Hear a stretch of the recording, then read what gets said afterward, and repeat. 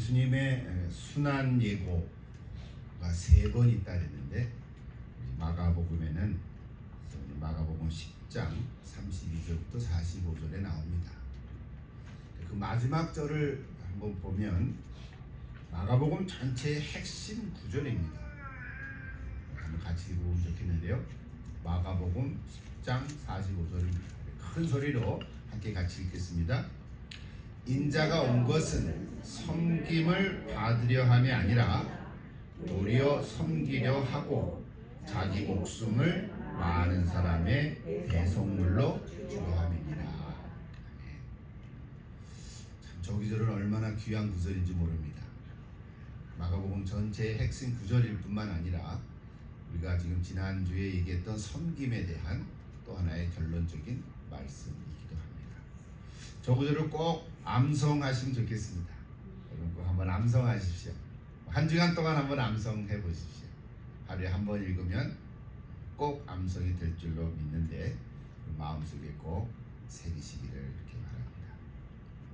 바로 저 구절 다음에 나오는 본문이 오늘 읽은 본문 46절부터 52절입니다. 오늘은 제가 매일 성경 그룹 큐티 나눔의 본문으로 설교하지 않고 오늘 저 본문으로 설교를 하기로 했고요. 다음 주일도 종료주일인데 설교 본문을 그 다음 마가복음 11장 1절부터 11절을 가지고 하려고 계획하고 있습니다. 왜 그러냐면 그 다음에 나오는 말씀들을 쭉 보니까 고난주간에 있었던 주요한 사건들로 되어 있기 때문에 그렇습니다. 참고로 이번에 매일 성경 우리 읽는데 19면에 찾아보시면 한 주간에 일어났던 월요일부터 토요일까지 있었던 사건과 거기에 연결된 성경 구절들을 쭉 소개해 놓았습니다. 매일 성경 19면을 한번 보시면 일목요연하게 되어 있는데 잘 참고를 하시면 좋겠고요. 그 다음 맨 마지막 16장에 가서 예수님의 부활하신 소식을 전하고 있습니다. 그럼 우리 3월 한 달이 다 마무리가 되겠죠. 자, 이 마가복음은 크게 몇 구로 나눴는데 제2막은 벳세다의 맹인 치유의 사건으로부터 시작을 합니다. 마가복음 8장 22절부터 25절인데요. 그리고 오늘 여리고의 맹인 치유의 이야기가 마가복음 10장 46절 51절로 끝나고 있습니다. 그러니까 마가복음의 제2막의 그 부분은 맹인의 치유로부터 시작해서 맹인의 치유로 끝을 맺습니다. 이 마가라는 사람이 그걸 일부러 이렇게 편집했을 수도 있고요. 여러분 벳세다는 예루살렘에 가는 길에 초입에 있고요. 들어가는 입구에 있고 여리고는 예루살렘으로 해서 나가는 길의 마지막 지점에 있습니다. 그러니까 예수님의 공생의 사역이 이제 막바지에 달아났다는 것을 알려주고 있습니다. 여리고는 예루살렘보다 한 1000m 정도 낮은 저지대의 도시입니다. 그래서 6월절이 되면 많은 사람들이 여리고를 경과해서 예루살렘으로 오르막길로 가게 돼 있습니다. 순례자들이 그때 당시 차 있었겠죠. 자, 오늘 본문 46절 첫 시작인데 저렇게 돼 있죠. 예수님은 제자들과 허다한 무리들과 함께 여리고를 통과해 빠져나가고 있었다. 이렇게 돼 있습니다. 자세히 다 얘기하기는 좀 시간이 부족한데요. 여러분 구약시대에 여호수아가 여리고 성을 무너뜨리면서 가나안 정복을 시작했던 마찬가지로 신약시대의 예수님은 여리고를 통과함으로 이제 사막의 권세를 정복하시고 있습니다. 마가는 예수님께서는 벳세다와 여리고에서 이렇게 두 번에 걸친 맹인의 눈을 뜨게 하시는 치유 사역을 통해서 제자들의 영적인 눈을 열게 하시려는 의도가 있었음을 우리로 하여금 깨닫게 해줍니다. 마가는 그 사람을 디메오의 아들 바디메오 이렇게 맹인 거지라고 소개하고 있습니다. 바디메오가 이름이 아니라 디메오가 이름이고 바디메오는 디모의 아들이라는 거죠. 자, 오늘 바디메오를 통한 메시지로 오늘 저와 여러분의 영적인 눈이 띄어질 수 있기를 기도합니다. 오늘 본문에 나타난 이 바디메오는 지금 세 가지의 모습을 이렇게 보여주고 있습니다. 첫째는 암흑 속에서 산 인생이었습니다. 일단 눈이 안 보이니까 암흑이하겠지만 빛도 볼 수 없고 어둠 가운데서 살았던 이 바디메오가 글쎄 태어날 때부터 맹인이었는지는 알 길은 없습니다만 여리고성의 영적인 상태를 간접적으로 보여주고 있다고 볼 수 있습니다. 여리고성은 재건될 수 없을 정도의 저주의 도시가 되었습니다. 그래서 예수를 따르던 많은 무리들과 심지어 제자들조차도 예수님에 대해서 오해하고 무지하고 욕망에 사로잡혀 영적으로 어두운 상태에 있었다고 성경은 이야기하고 있습니다. 비록 예수님을 따라가졌지만 영적으로는 아직 눈이 띄어지지 못했다는 거죠. 오늘 저 여러분이 우리 자신의 영적인 상태가 어떤지 한번 스스로 진단해 보면 좋을 것 같습니다. 두 번째로 마가복음에 나타난 바디메오는 열망을 가진 인생이었습니다. 바디메오는 구걸하면서 희망 없이 살아왔지만 오늘 나사렛 예수가 오셨다는 말을 듣고는 소리질러 그를 불렀습니다. 주변 사람들의 꾸지람을 개의치 않고 더 큰 소리를 불렀죠. 예수를 만나고자 하는 그 열망이 그에게 희망을 주었어요. 그의 절박함이 자신의 앞을 갈아먹는 모든 조건들을 돌파하고 예수를 만나게 됐습니다. 오늘 현대인들은 많은 경우에 다 얘기할 수 없을 정도로 많은 경우에 희망을 잃어버린 세대인 것 같습니다. 어린아이들은 어린아이대로, 청년은 청년대로, 또 노인은 노인대로 그렇습니다. 그러나 예수를 만나고자 하는 열망만 있다면, 예수를 만나고자 하는 열망이 있다면 예수님은 그를 만나 주실 것입니다. 예수님을 만나고자 하는 열망이 있는가 없는가, 이게 이렇게 중요합니다. 근데 예수님을 만나고자 하는 열망은 모든 것이 잘 될 때는 그런 생각을 안 든다는데 이게 참 어려움이 있어요. 여러분, 예수님을 만나고자 하는 그 열망만 있으면 그에게 삶에 희망과 소망을 가질 수 있는 기회가 주어질 줄 믿습니다. 여러분이 예수님을 만나고자 하는 열망이 있습니까? 나는 이미 만났는데요. 아멘. 여러분 이미 만났지만 정말 예수님을 사모하는 그런 열망이 있기를 기도합니다. 마지막 셋째로 바디메오는 영적인 눈이 열린 인생을 살아갔습니다. 오늘 본문 보니까 예수님이 무엇을 원하느냐 이렇게 예수님이 물으셨을 때 보기를 원한다고 답했습니다. 너무 당연한 거죠. 그래서 이게 날 때부터 맹인이었는지 아니면 중간에 어떤 사고로 맹인이 됐는지 알 수는 없지만 보기를 원한다 그랬으니까 아마 날 때부터 맹인이 아니었을까. 중간에 맹인이 됐다면 다시 보기를 원합니다 이렇게 쓰지 않았을까. 성경 없으니까 알 길은 없지만 그러나 예수님께서는 그의 믿음을 보시고 치료해 주셨습니다. 길가에 앉았던 바디메오는 눈이 밝아진 이후에 그 길 위로 예수님을 따르기 시작했어요. 바디메오도 제자의 길에 들어선 거죠. 여러분, 예수님을 따르는 사람 우리가 제자라 말합니다. 바디메오는 길가에 앉아서 구걸하던 비참한 인생을 살아왔지만 예수님을 만나고 영적인 눈이 열려져서 그 길에 동참하게 됐습니다. 얼마나 큰 축복입니다. 오늘 저와 여러분도 예수님을 따르는 제자가 된 줄로 믿는데 그 길을 계속 따라갈 수 있기를 기도합니다. Keep going, follow Jesus. 자, 오늘 바디메오는 성경을 한번 들여다보고 싶은데요. 46절 다시 보시면 길가라는 단어가 나옵니다. 길가. 영어로 roadside라고 되어 있더라고요. 이 바디메오는 길가에 앉아 있었어요. 여러분, 길가란 사람들이 그냥 걸어 다니는 길이죠. 근데 맹인 거지에게는 걸어 다니는 길이 아니라 자리를 깔고 지나가는 사람들에게 뭔가를 구걸하는 삶의 자리인 거예요. 길가는 걸어 다니라고 만들어 놨는데 이 맹인 거지 바디메오는 걸어 다니는 게 아니라 거기에 자리를 깔고 앉아서 지나가는 사람들에게 구걸하는 삶의 자리였던 거예요. 무엇을 얻기도 했겠지만 아마 더 많은 경우가 거절당하는 경우가 있었을 거예요. 시비가 교차되는 자리죠.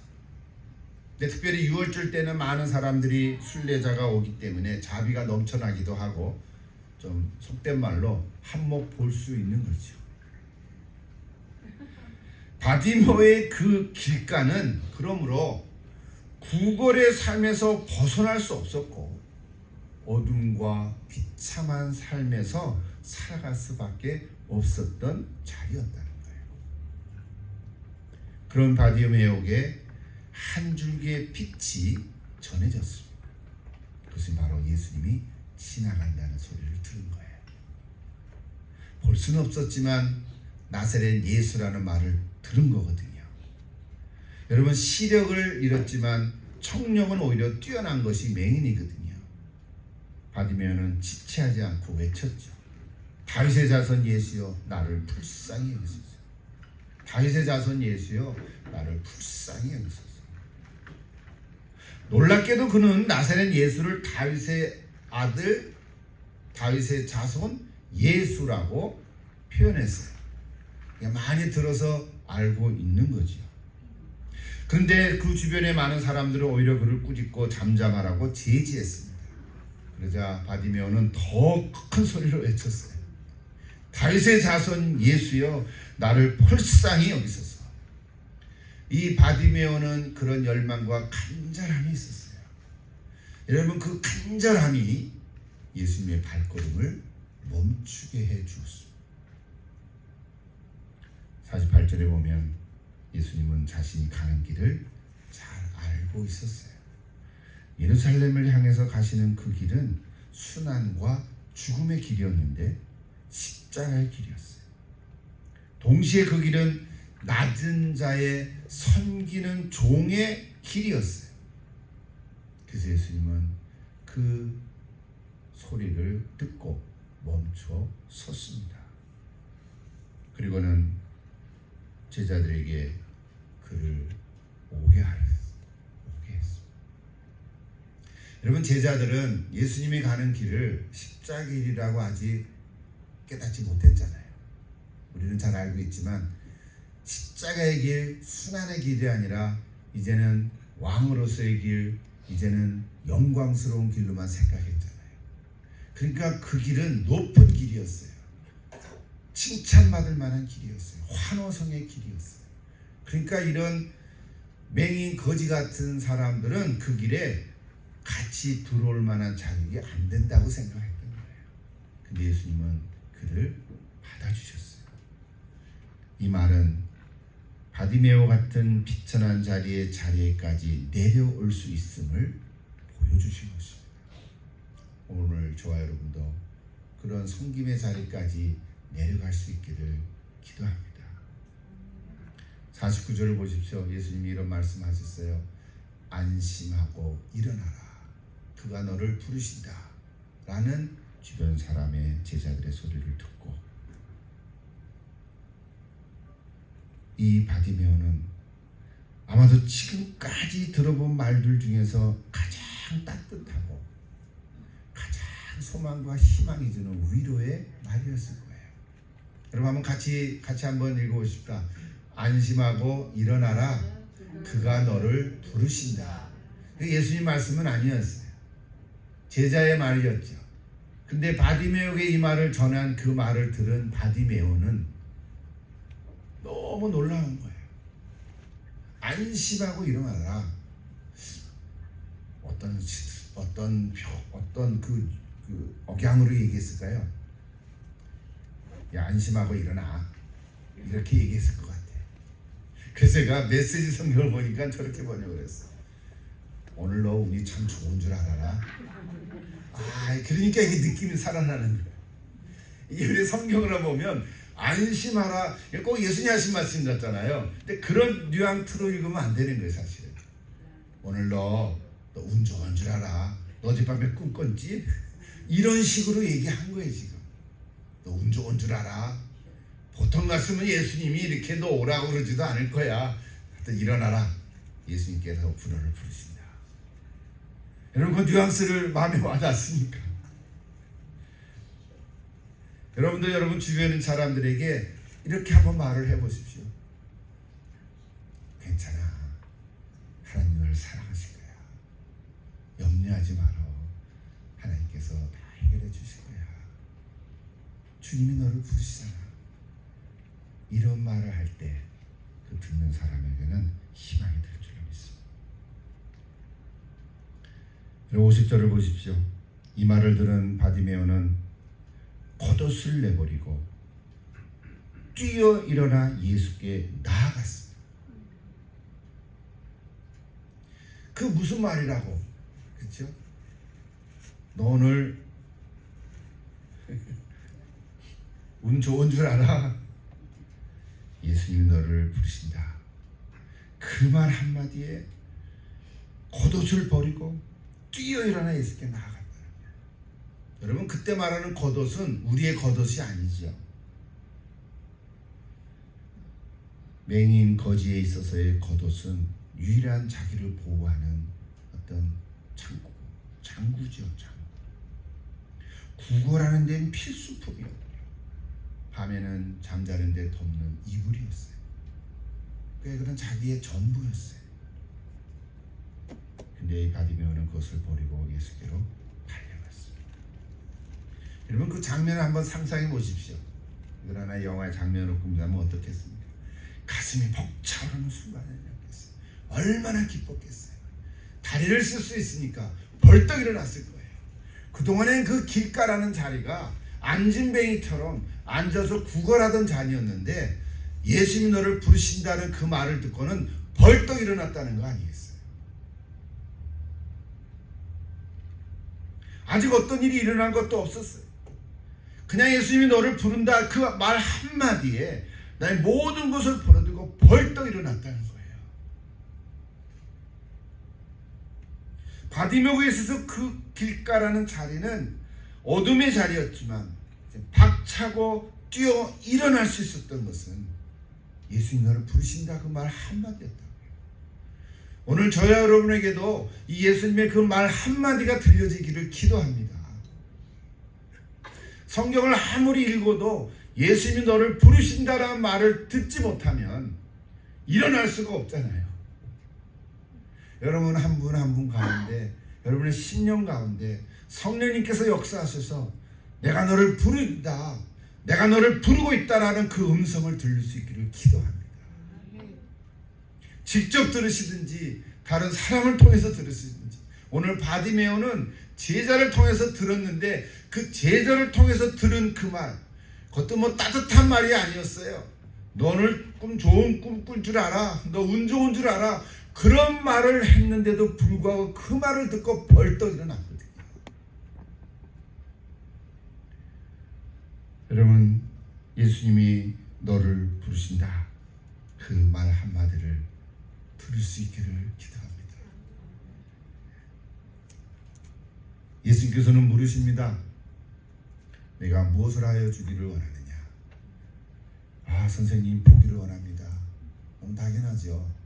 안 못 본 사람은 보기를 원하는 거잖아요. 안진뱅이는 걷기를 원하는 거고. 여러분은 뭘 원하십니까? 나는 이미 보고 있는데, 나는 이미 걷고 있는데. 우리는 기적 덩어리예요. 근데 오늘 여기 바디메오는 아직은 주님이라고 얘기하지 않고 선생님, 랍비라고 얘기했어요. 근데 예수님은 그렇게 얘기해도 네 믿음이 너를 구원하였느니라고 하면서 바디메오의 눈을 열어주셨습니다. 그리고 바디메오는 예수를 길에서 따라갔습니다. 이게 오늘 본문 다입니다. 그를 맺었습니다. 자, 오늘 이 말씀을 통해서 우리에게 주시는 메시지가 뭘까요? 이미 중간중간 한두 마디 했습니다만, 길가에서 구걸이나 하고 있던 이 바디메오는 이제는 길 위에 서서 그 길을 쫓아 예수님을 따르게 됐다는 거예요. 길가에서 길 위로 서서 쫓아 예수님을 따라간 제자가 됐어. 참 오래 걸렸죠. 그 길은 항상 있었던 길이었어요. 항상 내가 걸어 다니던 길이었어요. 근데 이제는 그 길이 다른 길이 됐습니다. 다른 길이 됐습니다. 그동안은 주눅들어서 마지못해 구걸하는 길가였는데 이제는 밝은 눈을 가지고 떳떳하게 그 길 위를 쫓아서 예수님을 따라가는 길이 되었습니다. 여러분의 인생길도 예수님을 따라가는 길이 되기를 축복합니다. 늘 다니던 길이요, 늘 하루하루 살았던 내 인생, 하루하루 인생 삶이지만 똑같은 삶이 아니라 예수님을 따라가는 제자의 삶으로 가는 그 길은 달라진 길이요, 제자의 길에 동참하는 길입니다. 여러분 그렇게 되기를 축복합니다. 이 이야기는 우리 성경에 기록된 바디메오에게 일어났던 간증입니다. 오늘을 살아가는 저와 여러분에게도 이런 간증이 있기를 기도합니다. 여러분 그동안 몇 년 혹은 몇십 년 동안 구원 얻은 체험을 가지고 얼마나 감격스럽고 감사하면서 신앙생활을 시작했겠습니까? 이 모든 삶을 하나님께 영광 올려드립니다. 그런데 한 가지 묻습니다. 여러분이 지금 가고 있는 길은 어디입니까? 여러분은 지금 어느 길로 가고 있습니까? 누구를 따라가고 있습니까? 무엇을 쫓아가고 있습니까? 이런 질문을 던집니다. 예수님이 가신 그 길로 예수를 우리는 따라 나섰지만 그동안 살아오면서 이러저러한 일로 마치 좀 철로역정 같이, 좀 번연이 쓴 철로역정을 아시죠? 철로역정 같이 많은 우여곡절로 말미암아 그만 어떤 길가에 서서 머뭇거리는 경우는 없는지, 그러다가 아예 그 길가에 주저앉아 있지는 않은지, 주저앉아 있으면 지나가는 사람을 구경하게 됩니다.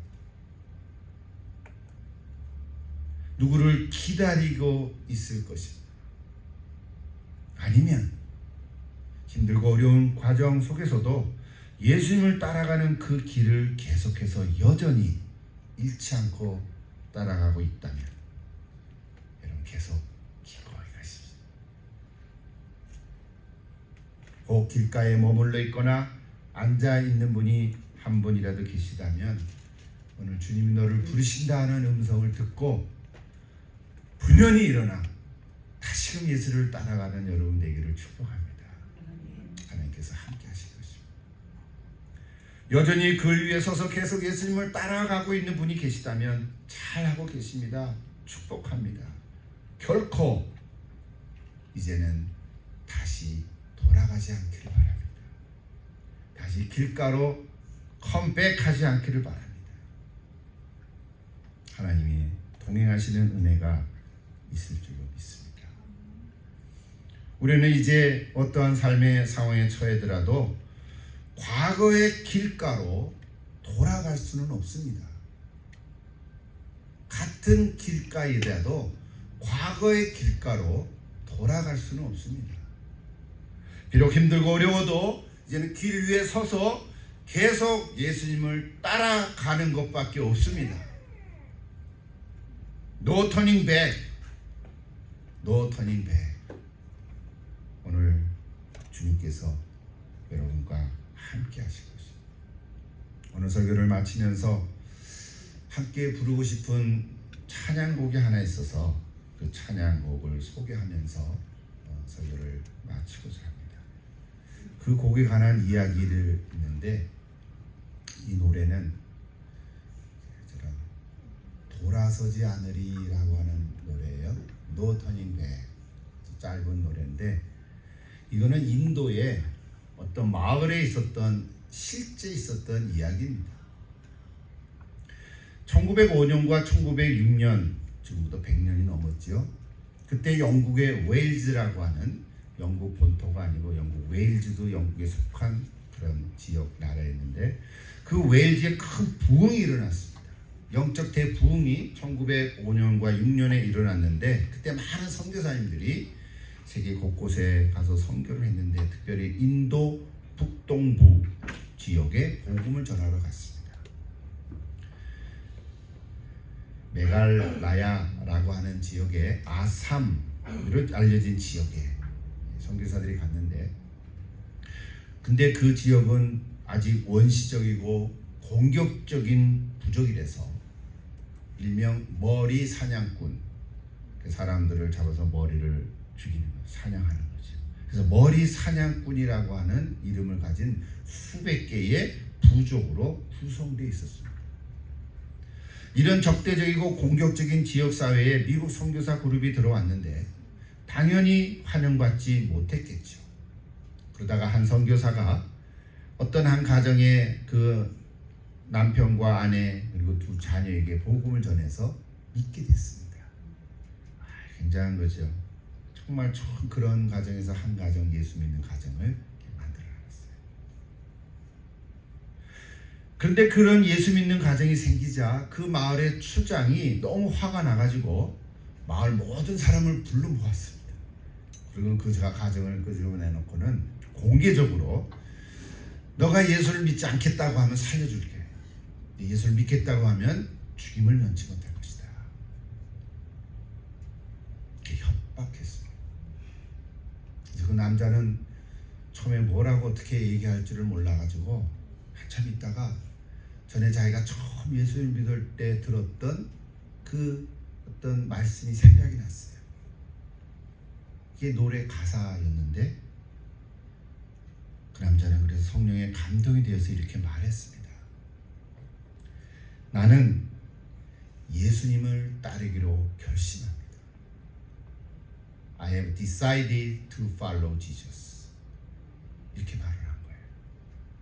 그때 그 추장이 그 부하들을 시켜서 두 자녀에게 활을 당겨라 하고 명령을 내렸어요. 그래서 그 순간 두 자녀는 죽임을 당했습니다. 그 주장이 또 두 번째 물었습니다. 계속 너가 예수를 믿겠다고 하면 이번에는 네 아내를 잃게 될 것이다. 그때 이 남자는 이렇게 말했습니다. 아무도 나와 함께 하지 않더라도 나는 예수님을 따라갈 것입니다. Even if no one goes with me, I follow Jesus. 이 주장은 역시 그 아내를 향해서 화살을 당기라고 명령했습니다. 그래서 아내도 죽임을 당했습니다. 마지막으로 추장은 이 남자에게 물었습니다. 내가 믿음을 부인하면 마지막으로 살 수 있는 기회를 주겠다. 이때 그 남자는 마지막으로 이런 말을 남겼습니다. 작아졌네요. 내 안에는 십자가가 있고 내 앞에는 십자가가 있고 내 뒤에는 세상이 있습니다. 나는 그것을 되돌릴 수 없습니다. The cross is before me, the world is behind me. I cannot turn back. 결국 그도 죽임을 당했습니다. 사건은 이렇게 해서 끝났습니다. 근데 여기서 끝났다면 오늘까지 우리가 회자되지 않았겠죠. 무슨 일이 일어났겠죠. 어떤 일이 일어났냐 하면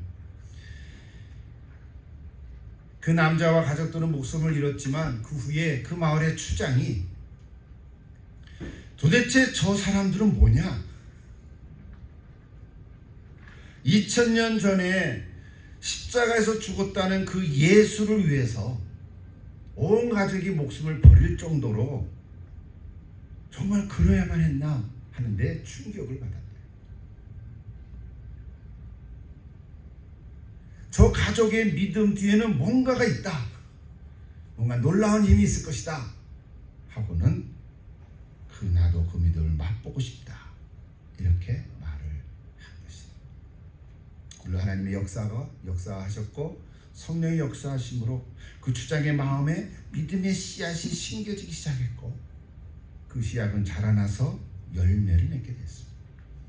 그래서 그 주장은 마을 사람을 다 모아놓고 자 이제 나는 모든 우상을 버리고 이제부터는 내가 예수를 믿을 것이다 선포를 했어요. 그래서 그 마을은 다 예수를 믿는 마을이 되었어요. 그 주장의 자발적인 신앙 고백으로 말미암아 그들이 예수를 그리스도로 고백하고 구세주와 주로 영접하는 놀라운 역사가 일어났습니다. 이것이 인도의 영적 대부흥의 한 토막의 이야기입니다. 세월이 흘러서 100년이 지나고 그 사이에 인도는 또 많이 또 다운되고 다 그랬어요. 근데 최근 100년이 지난 2007년에 다시 인도에 하나님께서는 성령님을 통해서 흔들고 있는 것을 기록되어 있습니다.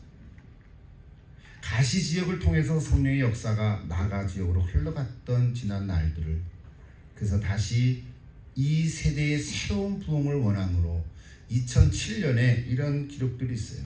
인도 북동부 나가랜드에서 열린 학생 선교 동원 운동인 미션 나가 2007이라고 하는 성령의 증인의 그 프로그램을 통해서 인도의 청년들로 하여금 하나님의 사랑을 깨닫고 열방으로 뻗어가 나간 그런 통로로 사용될 것이라고 벌써 한 15년 지났지요. 자료에 의하면 저 남자가 누굴까? 저거 찾는데 한참 걸렸어요. 제가 책이 없어서 막 여기 뒤지다가 결국은 발견했는데 영어권을 통해서 발견했어요. 저 남자의 노래, 저 남자가 불렀던 그 노래의 가사가 어디서 왔는지는 분명치 않지만 인도의 선교사인 우리가 흔히 썬다싱이라고 얘기를 하는 선교사가 있어요. 1889년에서 1929년에 활동했던 분이신데 썬다싱의 일화가 많죠. 여러분도 아마 들었을 거예요. 저는 중학생 때 썬다싱의 그 책을 통해서 읽었는데 두 사람이 정말 그 티벳 선교를 많이 했는데 가다가 눈이 너무 쌓여서 그냥 둘이 가다가 죽을 것 같은데 그래도 가다가 보니까 한 사람의 앞에 눈 속에 파묻혀 있었어요. 그래서 저 사람은 데리고 가자. 아직 숨이 붙어있다. 그때 한 사람은 우리도 이제 힘든데 저 사람 매봐도 우리도 다 죽는다 하고는 혼자 그냥 간 사람 갔어요. 근데 썬다싱은 그냥 놓고 갈 수 없어 그 눈 속에 붙인 사람을 어깨에 들러매고 그냥 간 거예요. 근데 땀이 나잖아요. 그래서 눈 속에 묻혔던 그 사람이 깨어난 거예요. 그래서 둘이서 깨어나가지고는 서로 이제 의지하면서 또 힘들면 업어주고 하고 가는데 또 한 사람이 눈 속에 파묻혔던 거예요. 그 사람 먼저 혼자 간 사람이었어요. 그 일화가 있죠. 바로 그게 썬다싱 선교사였어요. 그래서 그 노래말 가사는 이 썬다싱이 원래는 사두 순다르 상 이렇게 부르는데 그분이 로부터 왔다 하는 설이 유력한데 사실은 전해오면서 많이 수정이 되어졌다고 해요. 그리고 저 노래의 주인공 저 사람은 동북 인도의 아삼 지역의 마갈 내가 써놨나요? 적어놨네. 보세요. 메갈라에 사는 가로 종족의 녹생이라는 사람이었어요. 녹생 이름이 그래요. 그 사람이 믿음으로 마지막 절을 바탕으로 만들어졌고 오늘날 저 노래를 가로 종족의 노래다. 가로족의 노래다. 이렇게 불리우지곤 합니다. 미국 찬송가 편집자인 윌리엄 젠슨 레이놀즈가 작곡한 편곡이 있는데 1959년 미국 장로교 총회 찬송가에 저 노래가 포함되어 있고요. 우리 한국어로도 번역돼서 오늘날 많이 불려지고 있습니다. 그러나 저 노래는요, 물론 일부분이지만 또 젊은이들이 흥겹게 춤추면서 너가 터닝돼 뭐 이런 스타일로 부르는 노래는 아닌 거예요. 배경을 모르면 그럴 수도 있지요. 가르쳐줘야 되죠. 그렇다고 슬퍼하면서 애절하게 부르는 곡도 아니에요. 다 죽었으니까. 그 죽은 그들을 애도하면서 부르는 노래도 아니에요. 저 노래는 믿음을 가지고 결의에 찬 마음으로 내가 어떤 형편에서도 내가 예수를 따르겠다고 하는 그런 각오와 믿음으로 내가 돌아서지 않겠다고 하는 고백으로 부르는 은혜로운 찬양입니다. 이따 설교 후에 부를 텐데요, 여러분 내 마음으로 힘차게 부르면 좋겠습니다. 그래서 오늘날 가사는 저렇게 정해졌어요. 그래서 우리 한국말로도 또 영어로도 저렇게 해서 많이 부릅니다. 주님 뜻대로 살기로 했네. 뒤돌아서지 않겠네. 이 세상 사람 날 몰라줘도 뒤돌아서지 않겠네. 세상 등지고 십자가 보내 뒤돌아서지